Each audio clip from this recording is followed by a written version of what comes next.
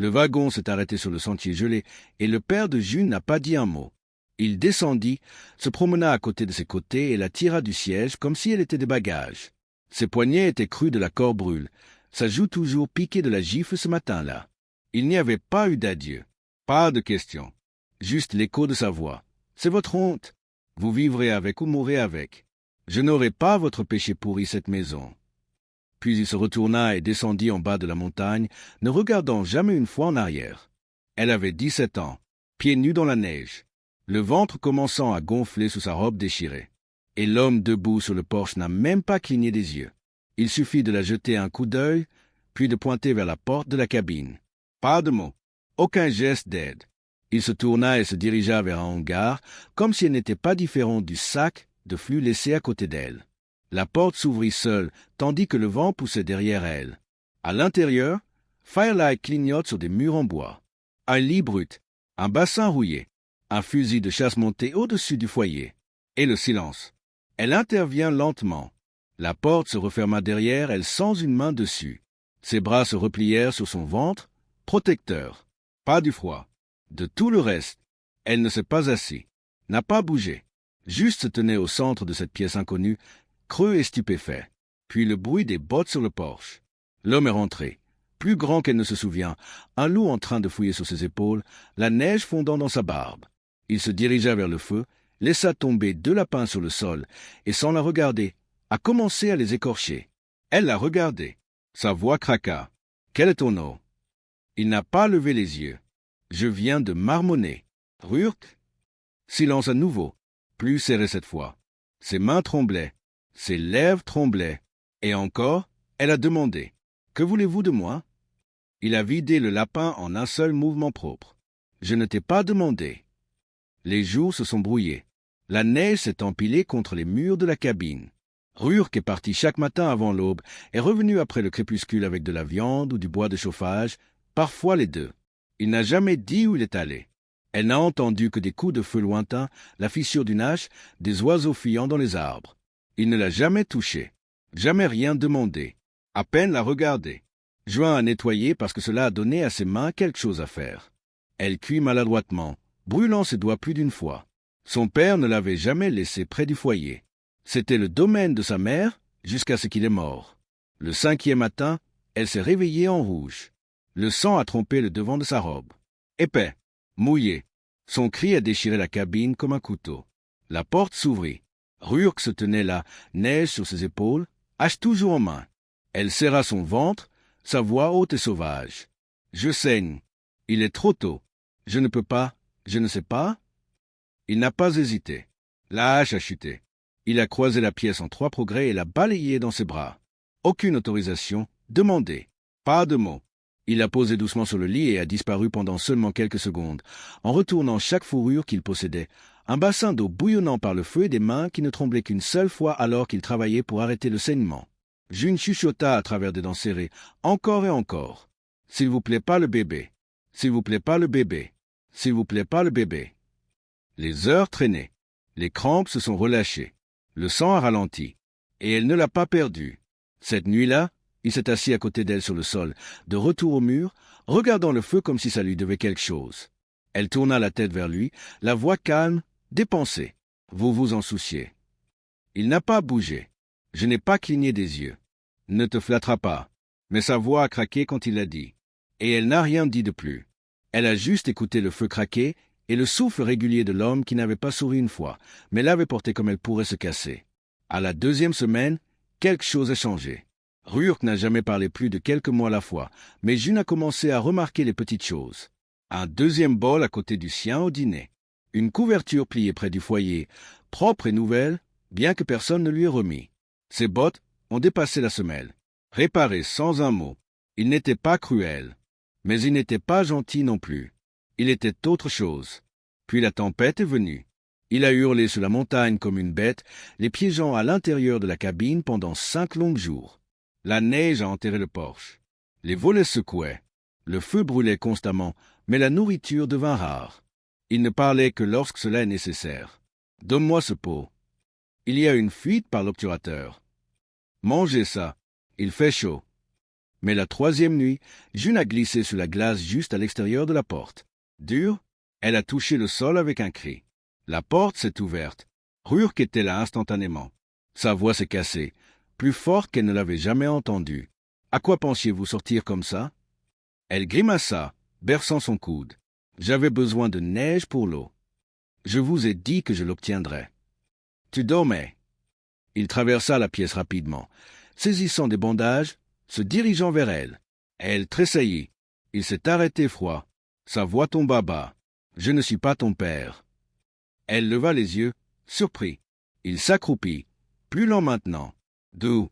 Vous ne tressaillez pas comme ça à moins que quelqu'un ne vous fasse un coup. » Elle n'a pas répondu. « Je ne vais pas chez toi, marmonna-t-il, même si tu vous émous. » Elle le regarda un long moment, puis chuchota. « Tu es le premier homme qui m'a déjà dit ça. » Il n'a pas répondu, juste enroulé son bras avec des mains stables, silencieuses et précises.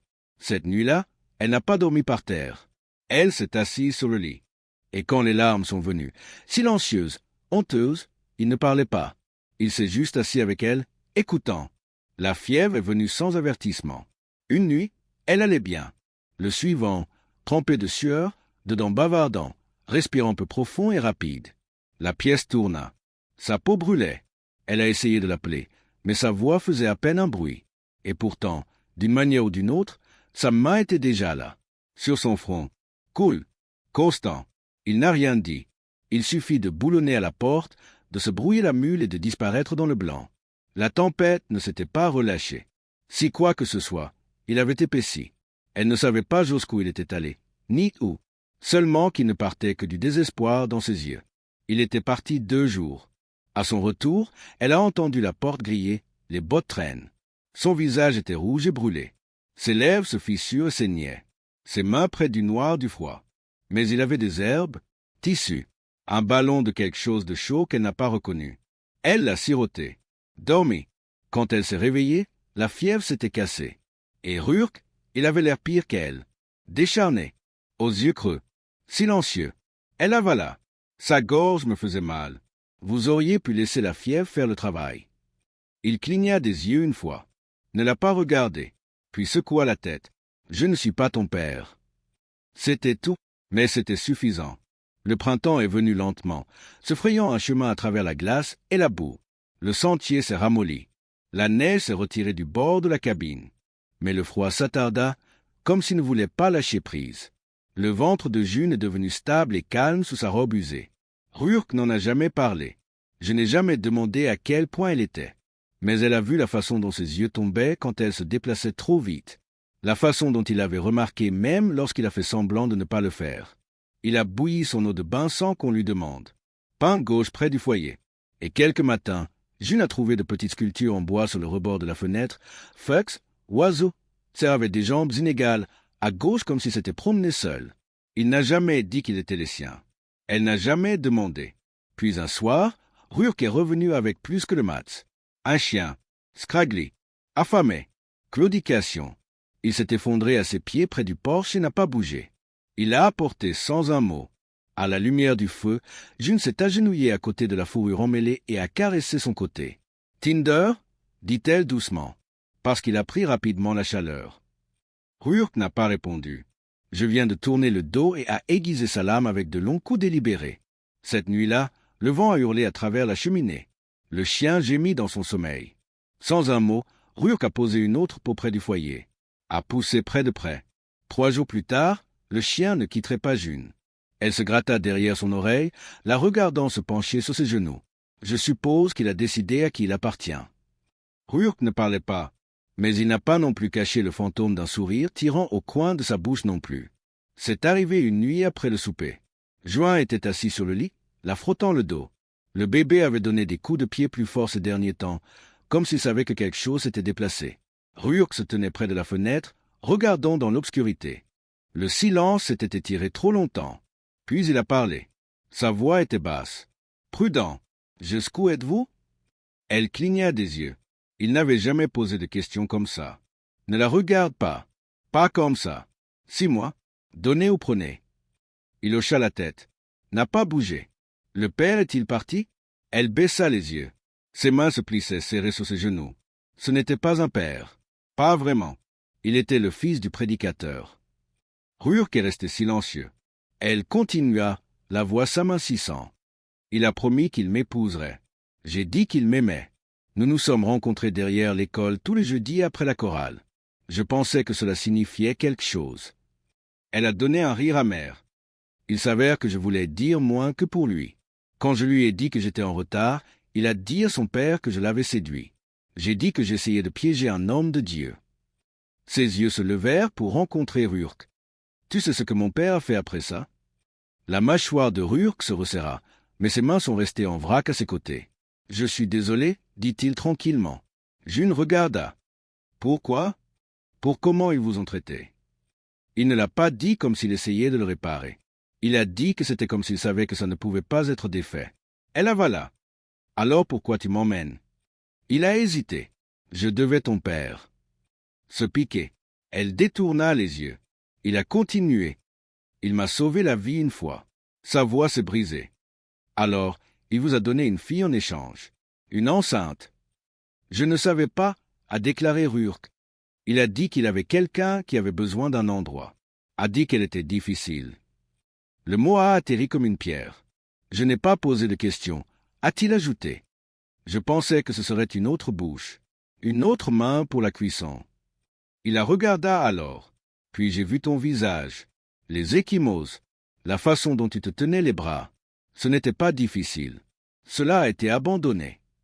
Le silence tomba à nouveau. Mais cette fois, il s'est installé au lieu de faire mal. La douleur a commencé avant la WN. Au début, June a essayé de respirer à travers, se mordre la lèvre si fort qu'elle saignait. Elle ne voulait pas le réveiller. Elle ne voulait pas crier. Mais quand son os s'est cassé, il n'y avait pas de cachette.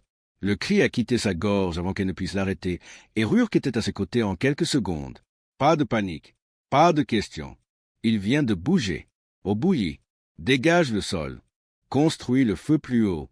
Des serviettes disposées. Constant. Silencieux. Certain. Il a déménagé comme un homme qui avait déjà fait ça auparavant. Mais elle savait qu'il ne l'avait pas fait. Les contractions frappent plus fort maintenant, des vagues de feu roulant à travers ses os. Elle a crié à nouveau. Et encore. Et encore.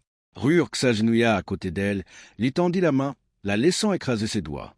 Il a chuchoté des choses qui n'avaient pas beaucoup de sens, mais en quelque sorte aidé de toute façon. Vous êtes fort? Presque là? Il est presque là? Elle étouffa un rire à travers la douleur.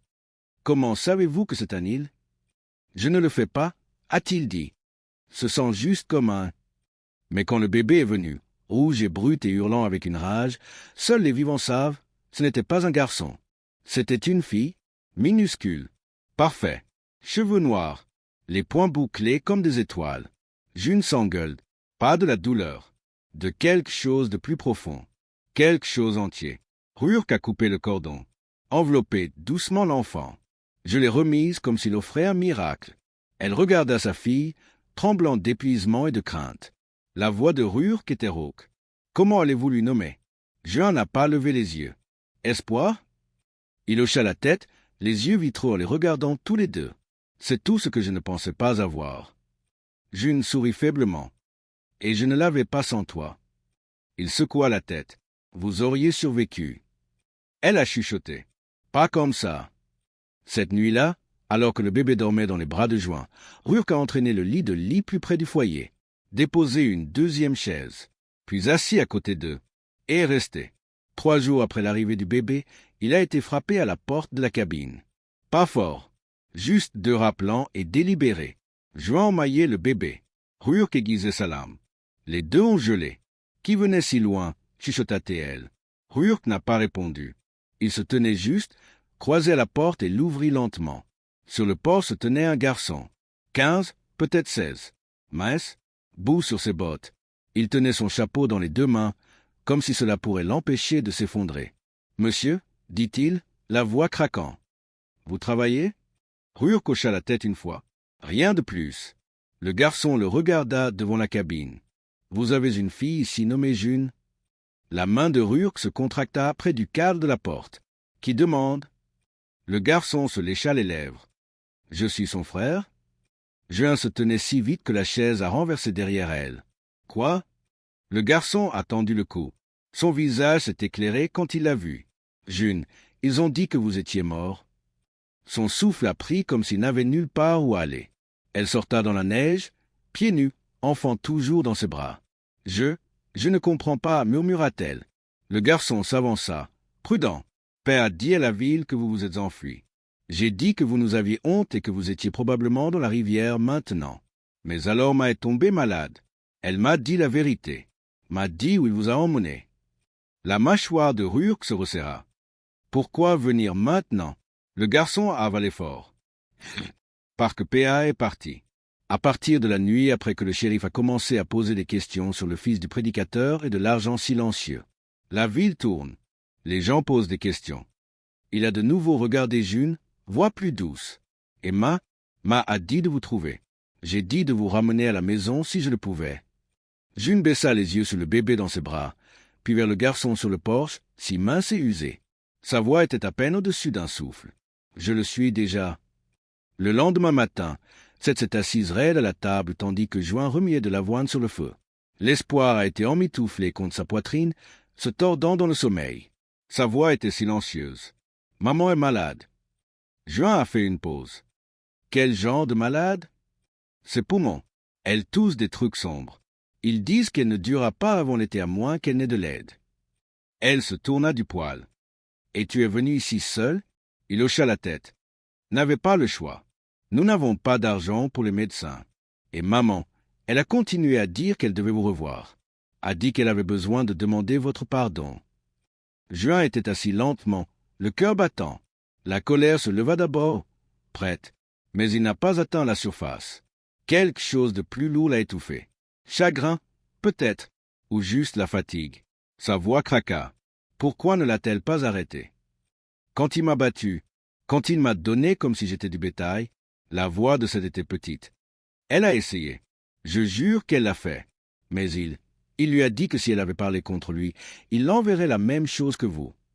Il a hésité. Et maman, elle n'est pas forte comme toi. La mâchoire de Juin se serra. Je n'étais pas fort. J'ai juste eu de la chance. Non, dit Seth, les yeux brillants. Tu es sorti. Cet après-midi-là, Rurk est entré du froid avec des bras pleins de bouche de mine. June le regarda. Avez-vous entendu? Il hocha la tête une fois. Rien d'autre. Plus tard dans la soirée, elle a emballé un petit sac. Juste assez pour quelques jours. Rurk lui a donné un de ses manteaux. Cela l'a avalé, mais elle l'a pris. Il n'a pas dit grand-chose. Juste survolé près de la porte, en attendant. Seth avait scellé la mule. Ils ont atteint la ville au deuxième matin. Cela n'avait pas changé, mais les regards l'avaient fait. Pas de mépris maintenant. Non pitié. Peur? Peut-être. Ou culpabilité. Sa mère était bouclée dans son lit, fragile et enfoncée dans le matelas. Ses yeux ont bordé du chagrin. Lorsque June est entrée dans la pièce, la femme a remué, la tendit la main faible. June a-t-elle rasé? Mon bébé. Juin était assis à côté d'elle, a mis de l'espoir dans ses bras. Pendant un instant, rien ne bougeait mais le souffle. Je suis désolé, a chuchoté sa mère. J'aurais dû vous protéger. June cligna des yeux durs. Tu devrais avoir. Je sais. C'était tout. Le pardon ne se précipite pas. Il s'est glissé comme l'aube, juste assez pour être réel. 3 jours plus tard, sa mère s'est échappée. Le fils du prédicateur a été arrêté. Seth avait tout dit au shérif. La ville a écouté. Son père a disparu, laissé derrière lui que son silence. Et Juin, gardant l'espoir alors qu'il traversait le bord de la ville, ne chuchota à personne. Il ne reviendrait pas, et elle ne le chercherait pas. La maison du sentier était plus difficile à monter. Des ornières congelées sculptaient profondément dans le chemin. La mule s'est tendue sous le poids de 3.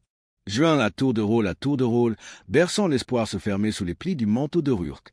Seth roulait tranquillement, les yeux scannant les arbres comme s'il avait peur que tout disparaisse. Ils atteignaient la cabine juste au moment où le soleil s'est brisé à travers les nuages. Fumée bouclée de la cheminée. Rurk se tenait sur le porche. Il n'a pas déménagé tout de suite. Je viens de regarder. June a débarqué, des bottes frappant la terre emballée. C'était resté proche derrière elle.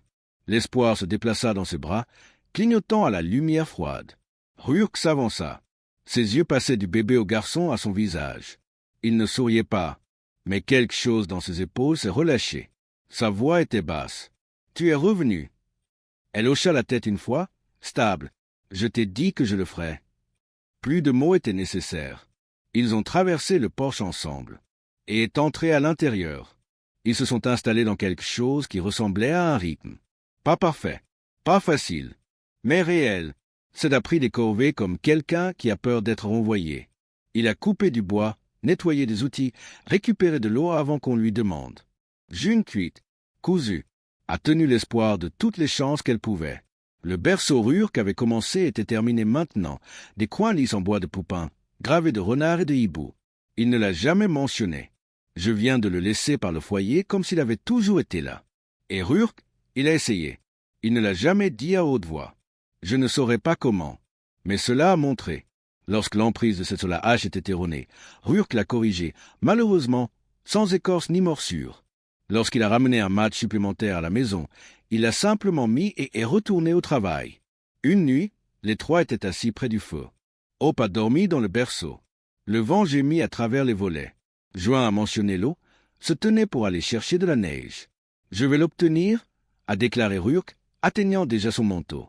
Elle hésita. « Cela ne me dérange pas. » Il la regarda, puis sur son bras où la vieille Ekimo s'était estompée mais n'a jamais laissé sa posture. Sa voix est devenue douce, mais solide. « Vous ne tressaillez pas comme ça à moins que quelqu'un ne vous fasse un coup. » Elle n'a pas répondu, mais cette fois, elle n'a pas tressailli. Et quand elle s'est assise, plus proche qu'auparavant, il ne s'est pas éloigné. Le dégel a apporté plus que le verre. Cela a apporté du bruit. Un coup lointain dans les bois. Un étranger a repéré trop près du sentier. Rurk a remarqué en premier. Je suis toujours allé comme un parfum de capture de loup. Puis, un après-midi, le coup est venu. Midi ciel clair.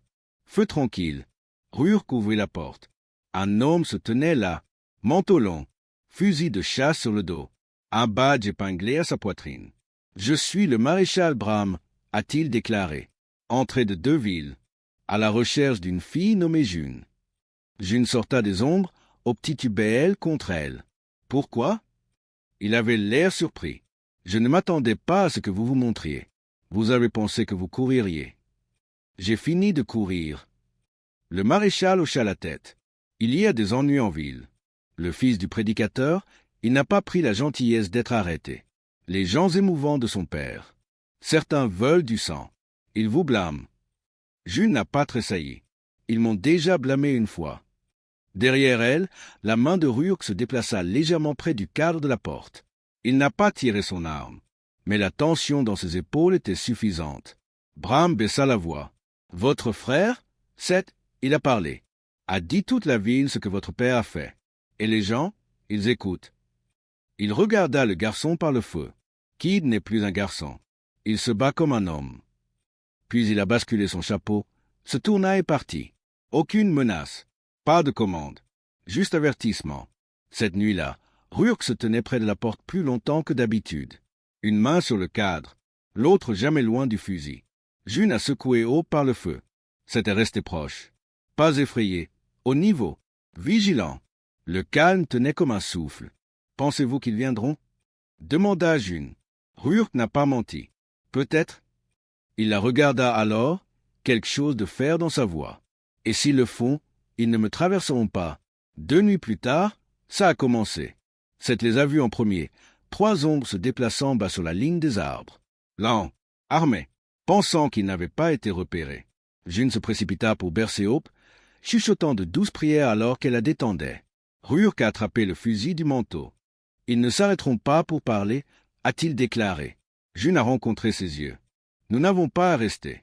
Nous pouvons courir. »« Non, il cédait. Ils ont besoin de savoir que vous n'êtes plus la proie. » Ses mains tremblaient, mais sa voix ne le faisait pas. « Alors je me tiens avec toi. » Il hocha la tête une fois. « Mettez Seth à l'intérieur. Gardez le bébé prêt. » Mais Seth se tenait dans l'embrasure de la porte, un long bâton serré comme une arme. « Je ne me cache pas. » Rurk s'accroupit à côté de lui. Placez une main sur l'épaule du garçon. « Vous êtes courageux. Mais les hommes courageux savent protéger ceux qui ne peuvent pas se battre. Ta sœur a besoin de toi. Ce bébé a besoin de toi. » Seth n'a pas discuté. Geste hocha une fois, recula à l'intérieur. « Ferme la porte. » Le premier tir a craqué à travers les arbres, bas et large. Ruurk a retourné le feu, une réponse propre et nette. Il s'agenouilla, le fusil stable. June s'est esquivé derrière le faisceau de Porsche, pistolet à la main. Son pouce battait dans sa gorge. Un homme a cassé la couverture. Ruurk l'a laissé tomber avec un coup de feu à la jambe. Les autres ont hésité. Ils ne s'attendaient pas à une résistance. Puis vint la voix. Mesurez. Autojustice. Le prédicateur.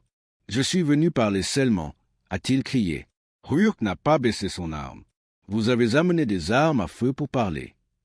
Vous avez fait honte à notre ville, à le crachat du prédicateur. Vous avez conduit votre fille dans le péché. Je l'ai conduite nulle part, grogna Ruurk. Elle s'est fait parce que vous avez essayé de l'enterrer. Le prédicateur s'avança, le visage rouge de fureur. Cet enfant qu'elle porte, c'est de la saleté. Ruurk n'a pas clignoté. Alors pourquoi es-tu celui couvert de boue? Le prédicateur a ouvert la bouche pour tirer en arrière, mais une autre voix a sonné d'en haut. Laissez-les être. C'était Seth. Il grimpait un arbre, s'inclinait à la main, les yeux stables et féroces. C'est ma sœur, la famille de ce bébé. Vous les voulez, vous venez aussi. Le prédicateur affaibli. Ces hommes avaient l'air incertains. Puis une autre voix a percé. Démissionnez. Bram, le maréchal a émergé des arbres, le fusil levé, cheval attendant derrière lui. Cela se termine ici, a-t-il déclaré, ou cela se termine par une corde. Le prédicateur ne parlait pas. Je viens de se tourner et de disparaître dans les bois. La neige a tenu leur silence longtemps après leur départ. L'impasse n'a pas fait la une des journaux. Mais le mot se propage plus rapidement que les incendies de forêt. Les hommes du prédicateur ont été arrêtés. Un par un. Bram s'en est assuré. Le prédicateur lui-même a disparu, s'est glissé dans l'obscurité. Personne n'a suivi. La ville, bien, mal à l'aise, a commencé à changer. Les femmes chuchotaient des vérités qui avaient autrefois vécu en silence. Les hommes se sont déplacés sur leurs chaises lorsque le nom de June a été parlé. La loi a écouté maintenant. Pas toujours, mais plus qu'avant. Juin n'est pas retournée en ville. Elle n'en avait pas besoin. L'espoir se tenait pour la première fois cette semaine, les jambes lobées, les poings serrés, déterminée. Elle riait comme si c'était la guerre et la victoire d'un coup. Juin a pleuré la regardant. Pas parce qu'elle avait peur, parce qu'elle ne l'était pas. Un après-midi, lorsque l'air était chaud et que les feuilles ont chanté dans la brise, le vol est sorti sur le porche, quelque chose de petit en coupe dans sa main. Il n'a rien dit au début. Il se tenait juste à côté d'elle, le soleil peignant de l'or doux sur ses épaules. Puis, calme comme un souffle, il ouvrit sa paume. Un anneau, sculpté de noix. Lisse, simple, honnête. Sa voix était rude. Je n'ai jamais pensé que je demanderais à personne. June baissa les yeux sur le ring, puis le haut. Son sourire était doux, certain. Vous l'avez déjà fait. Elle a glissé comme s'il avait toujours attendu. Il est venu juste après l'aube. Du verre brisé sur le sol. Hope a crié, éveillé, surpris. June bougeait déjà, la ramassant du berceau, le cœur battant. Ruurk accroupi par la fenêtre, le fusil dans une main, l'autre soulevant un rocher enveloppé de parchemin. Il l'a lu en silence. Sa mâchoire se verrouilla. Puis il l'a remis à Juin. L'écriture a été tordue. Araignée. L'enfant est une abomination. Le péché de la mère persiste. Celui qui les abrite répondra pour les deux. Nous n'avons pas oublié. Nous venons. June a plié le papier lentement. Ses mains ne secouaient pas. Pas cette fois. Il pense toujours qu'il peut nous effrayer, a-t-elle déclaré. Ruurk ne parlait pas au début. Ensuite, tranquillement. Il pourrait ne pas avoir tort. Elle le regarda.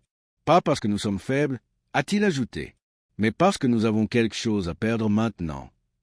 C'était la vérité. À la tombée de la nuit, il déménageait déjà. Ruurk a renforcé les pièges autour de la ligne des arbres, a montré à Seth comment régler les collets, pas pour les lapins cette fois, mais pour les hommes. Des pots de ragoût bouillis de juin, les scellés serrés, creuser une carracine à la main avec l'aide de Seth. Ils n'ont pas beaucoup parlé. Je n'ai pas eu à le faire. Ils savaient tout ce que cela signifiait. Les ennuis n'ont pas encore fini avec eux. Mais cette fois, il n'était pas non plus. Il est venu sans avertissement. Pas de torche, pas de cri, juste un claquement de brindilles. Trop près, 3 hommes se sont déplacés à travers les arbres, un avec un fusil, un avec une corde, les dernières bouteilles portant des bouteilles qui sont teintées de kérosène. Ils ne savaient pas que Ruurk attendait depuis Down. Je ne savais pas que Seth avait posé des pièges derrière eux. Je ne savais pas que June était perché dans un arbre au-dessus de leur tête, un pistolet caché dans sa ceinture, un couteau dans sa botte. Le premier homme a frappé une caisse claire. Tombé dur. Avant qu'il ne puisse crier, cette sorta derrière un coffre, bâton à la main comme une lame. « Ne bouge pas » a-t-il dit. L'homme ne l'a pas fait. Le second a tourné, a vu le mouvement, a fait son fusil. Ruurk était déjà là. « Déposez-le » il aboya. Et il l'a fait. Le troisième homme a couru. June est tombé de l'arbre comme un faucon. Sa botte a attrapé sa jambe. Il a touché le sol. Elle a nivelé le pistolet. Stable, respirant fort. « Vous êtes venu pour un bébé » a-t-elle dit. « Maintenant, vous répondez à cela. » Ils ont attaché les hommes, les recherché. Les bouteilles étaient pleines de kérosène. La corde était destinée par la peur. Ils avaient prévu de brûler la cabine avec de l'espoir à l'intérieur. C'était la ligne. Bram est arrivé le lendemain. Il n'a pas posé de questions. Je regarda simplement les hommes, liés et maussades dans la saleté, et hocha la tête une fois. « Nous les prendrons » a-t-il déclaré. « Ne sera pas le seul. » Ruurk plissa les yeux. « Tu savais ? J'ai entendu des chuchotements » a déclaré Bram. A pris du temps à suivre. June le regarda, froid et régulier. Il voulait tuer un enfant. Bram n'a pas détourné le regard. Et vous les avez arrêtés. Cela compte. Le prédicateur n'est jamais venu. Il a disparu dans les bois. Tout comme son père, les lâches le font toujours. Le nouveau shérif est arrivé à la fin de l'automne. Son manteau était sombre, sa voix fatiguée, mais stable. Il est monté seul, pas de flash de badge, pas de menace. « Mon nom est le shérif Bernard Lyall » a-t-il déclaré. « Je ne veux pas dire des ennuis. » Juin se tenait sur le porche, au équilibré sur sa hanche, Poulot derrière, elle silencieuse. Les ennuis ne disent jamais que cela signifie des ennuis. Le shérif hocha la tête. Fait à cause du procès. Le prédicateur Wilkes n'a jamais défendu les accusations. A disparu. Mais nous avons trouvé son grand livre. Il les regarda attentivement. Non. Paiement. Famille. Les filles ont troqué comme du bétail. Certains, pas seuls. Il y a un disque, une fille répertoriée avec son frère. Correspond à votre histoire. La voix de Ruurk était de l'acier froid. Quel genre d'histoire? Ronction de trafic, a déclaré le shérif. Wilkes vendait des filles à des hommes en dehors du comté. Votre père le savait. A aidé. Juin est allé encore. Nous préparons des arrestations, a poursuivi le shérif. Mais j'ai besoin de votre témoignage. La réponse de June a été immédiate. Non. Je vais vous protéger. Vous n'étiez pas là avant, a-t-elle claqué. Vous ne m'avez pas protégé quand j'ai marqué une montagne comme un sac de céréales. Vous n'avez pas protégé Seth. Je ne savais pas, a-t-il déclaré. Mais je le fais maintenant. Elle se tourna vers Ruurk. Sa voix était silencieuse. Elle mérite sa paix. Elle a gagné, a convenu le shérif. Il a quitté les papiers. Je n'ai pas appuyé. 3 jours plus tard, June est partie. Pas seule. Ruurk est monté avec elle. C'était resté avec Hope, un fusil de chasse posé sur ses genoux. Bram les a rencontrés à mi-chemin. Le palais de justice était petit. Complet. Les filles étaient là. Certains plus âgés. Certains beaucoup trop jeunes. Juin se tenait, les mains à ses côtés. Voix même. Elle a dit la vérité. Chaque morceau de celui-ci. Comment son père l'avait échangé. Comment Wilkes l'avait appelé béni. Comment ils l'ont renvoyé pour être oublié. Et comment elle a vécu de toute façon. Comment elle a fait de la famille. La liberté construite. Elle n'a pas pleuré. Elle n'en avait pas besoin. La chambre était calme à la fin. Épais avec quelque chose de plus grand que le silence. Wilkes a été déclaré recherché dans 3 États. Son père a été arrêté. Personne ne l'a défendu. Pas une arme. Dehors, après sa fin, Ruurk l'a regardé. Il était fier de ses yeux, mais pas de triomphe. « Vous n'avez pas eu à faire cela » a-t-il déclaré. June a expiré lentement. « Mais vous l'avez fait. » Il hocha la tête une fois, et c'est ce qui compte. La montagne ne se sentait plus comme d'exil. C'était comme le leur, le vent ne chuchotait plus. Il fredonnait, constant, familier. June a marché plus lentement maintenant, pas de la lassitude, mais de savoir qu'elle n'avait pas à courir. L'espoir a traversé les feuilles comme si elle appartenait à la crête elle-même. C'était devenu un homme aux épaules calmes et aux mains régulières. Il est resté proche. J'ai toujours su quand intervenir et quand donner de l'espace. Ruurk s'est également déplacé plus lentement. Sa barbe tourna d'abord l'argent, puis ses cheveux. Ses mains sont toujours fortes, mais le froid atteint ses articulations plus qu'avant. June le taquina. Il grogna, l'appelait des ennuis. Elle sourit à chaque fois. Ils n'ont jamais quitté la montagne. Pas une fois. Un matin, après que l'air soit devenu croustillant et que les oiseaux ont volé bas, Juin s'est réveillé tôt pour trouver Rurk déjà assis à la table. Ne pas bouger. Je pense juste. Tu vas bien? Elle a demandé. Il acquiesça lentement. A fait un rêve. À propos de quoi? Ton père? Elle a attendu. Il se tenait au bord de la crête. Ne parlez pas. Je me suis juste regardé. Silence étiré. Je pense que je lui ai pardonné, a dit doucement Rurk. Pas parce qu'il le méritait, mais parce que je ne veux plus qu'il vive dans mes os. June a atteint la table, pris sa main. Vous n'avez pas apporté ce qu'il a fait. Je ne le fais pas, a-t-il dit. Je te porte. Espérez. Cette cabine. C'est suffisant. Plus tard dans l'hiver, Rurk a pris malade. Il se glissa lentement, juste une toux, puis une fatigue. Il l'a combattu comme tout le reste. Mais June l'a vu. Je l'ai ressenti. Une nuit, alors qu'il ne pouvait pas se lever du lit, elle est montée à côté de lui, posa sa tête sur sa poitrine. Sa voix était à peine respirée. « Tu m'as tout donné. » Elle secoua la tête. « Non, tu m'as donné un but. » Des larmes ont glissé sur sa joue. « Je ne veux pas que tu pars. » Sa main trouva la sienne. Faible, mais chaleureux. Je serai là, dans les arbres, dans le rire de cette fille. Et il l'était. Quand il est passé, c'était calme. Pas de douleur sur son visage. Reposez-vous. Le genre qui a gagné. Ils l'ont enterré derrière la cabine. Benit l'épicéa où il avait sculpté des anneaux des branches tombées. L'espoir ne comprenait pas au début, mais elle a posé une de ses sculptures, son renard préféré, sur le monticule de la terre. Papa dort maintenant, a-t-elle déclaré. Et June savait. Elle se souviendrait de lui pas avec le chagrin, mais avec amour. Les années passaient doucement. L'espoir est devenu féroce, brillant. Son rire a rempli les arbres et son regard pouvait encore une pièce. Elle avait le front de Rurk et les yeux de June. Observez, porté trop jeune. C'était devenu un homme. Plus grand, plus large. Il est parti à 17 pour travailler près des contreforts avec Bram, mais il est rentré chaque mois. Toujours avec quelque chose, des suppléants, des histoires, des lettres. Il n'a jamais manqué les anniversaires de Hope. June a gardé ses lettres dans une vieille boîte par le poêle. Le nom de Rurk était toujours suspendu au-dessus du foyer, sculpté en bois à côté du sien. À côté de Seth, à côté de l'espoir. Même Bram, pas la famille par sang, mais par choix. La cabine se tenait forte. Les fuites avaient disparu. Les murs épais de mémoire. Hope a couru le sentier qui a porté Juin dans des chaînes. Elle connaissait ses virages par cœur. Et Juin, les cheveux argentés maintenant, les mains durcies par le temps, regardait sa fille courir et penser. Elle n'aura jamais peur comme je l'étais. Un matin, Juin était seul près de la crête. Les arbres en dessous ont respiré un rythme lent. La montagne était silencieuse, mais pas vide, juste en attente.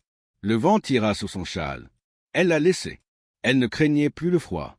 Derrière elle, le rire de Hope résonna. Sharp, soudain. June ferma les yeux et écouta. Pas seulement au son de sa fille, mais à tout ce qui était venu avant. Le silence, le feu, le nom qu'elle a été appelée autrefois, la fille qu'elle était. Tout était toujours là, juste changé. Elle ne pensait pas aux fins. Il n'y en avait pas. Juste saison, juste des histoires. Et une montagne dont on se souvient.